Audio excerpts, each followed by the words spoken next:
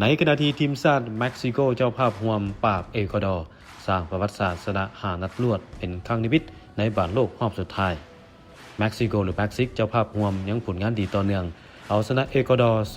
2-0จากประตูของยูเลียนคิโนเนสนาที22และราอูลยิเมเนสนาที31เม็กซิโกชนะ4 นัดรวดมาตั้งแต่รอบแบ่งกลุ่มพร้อมกับสร้างประวัติศาสตร์หน้าใหม่ให้กับตนเองชนะ5 นัดรวดในบอลโลกรอบสุดท้ายเป็นเทื่อนิมิต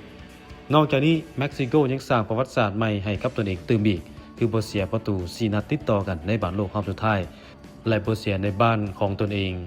อยู่สนามอัสเตกา10 นัดติดต่อกันรอบ16 ทีมสุดท้ายไปล้อท่าพบกับผู้ชนะระหว่างทีมชาติอังกฤษหรือกองโกเดียที่จะแข่งขันในค่ำคืนนี้เวลา 23 โมงสำหรับตัดตารางการแข่งขันในค่ำคืนนี้และตอนเช้าของมื้ออื่นรอบน็อกเอาท์32 ทีมสุดท้าย3คู่ทีมชาติอังกฤษพบกับกองโกเดียเวลา 23 โมงในค่ำคืนนี้